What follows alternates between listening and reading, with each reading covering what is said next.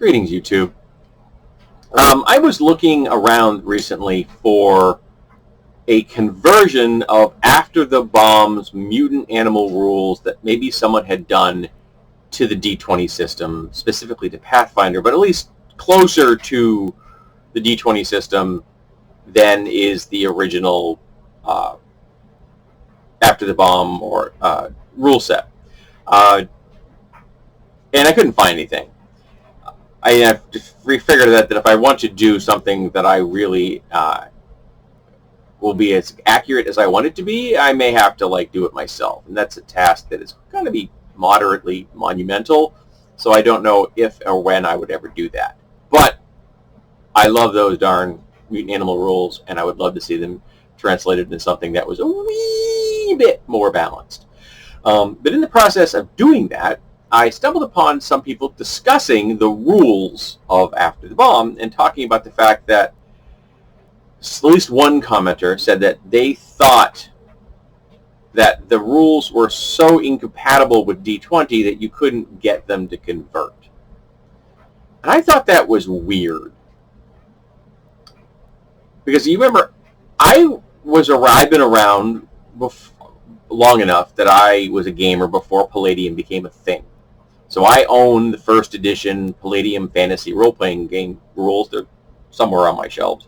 And I think I have all of the supplements for them as well.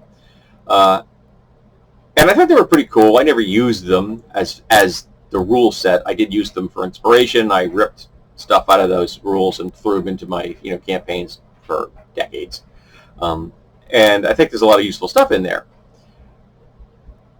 But I was kind of baffled how someone couldn't look at those rules. And remember, those rules are the basis of everything else that Palladium has done. And not seeing D&D in there. Because when I read the Palladium rules, what I felt I was reading is someone's second edition Dungeons & Dragons campaign with the house rules cranked to 11. That a bunch of people that gamed consistently together and over the course of years, decades maybe, began to add rules to second edition, first and second probably, until they achieved the game they wanted. And by the time they were done, it was so vastly different from the second edition rules that had birthed it, that it was a system that stood up on its own right. I'm not going to comment about whether it's a good idea or not. There are people that love Palladium. There are people who hate Palladium. I am system neutral on that. I don't really have a feeling about it. I feel that Rifts is a little wacky. Their balance issues are horrible, even worse than After the Bomb mutant animal rules are. But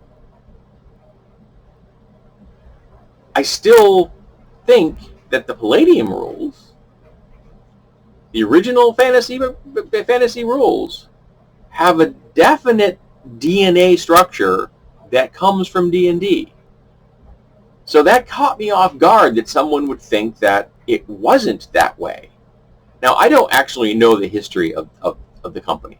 I know that Sambidia is a bit of a tool. But, there was lots of companies that have... Gygax was a bit of a tool. So, lots of companies have had leadership that were tools.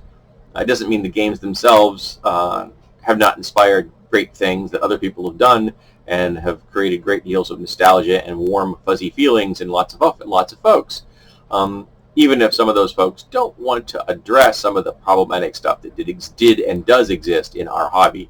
I think that's something that we really need to do to make our hobby more inclusive to everyone. Everybody should feel welcome to come to our hobby and not have to worry about getting smacked in the face with, something that's problematic or bigoted. But I always thought that the Palladium's original rules were just somebody's second edition campaign with house rules cranked to 11. So, if anybody out there knows the history of the actual company and how those game rules became the game rules that were presented to the world, I would love to know. I really would. I think that it would be fascinating. I'm not necessarily going to read them because I did read the entire history of role-playing games once, and it was in a massive book, and it is just something I don't at this point want to delve back into. But if somebody can give me a TLDR on the history of how Palladium's fantasy games became a reality, I would love to know. Point me in the direction of something that's digestible, and I will read it.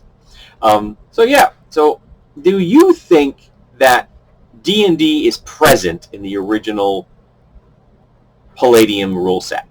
Or do you think it's a thing on its own that has no bearing whatsoever to the work that came before it? Because I got to tell you, there's so many systems out there that are derivative to one degree or another of D&D, and that's not necessarily a bad thing. It's just like there are lots of different kinds of fish in the ocean, but if you trace their lineage back far enough, you're going to find a common ancestor. And that isn't a slight on the common ancestor or on all the fish that evolved from it. It is just the fact. It's reality. And I can see that lineage in Palladium. Can other people?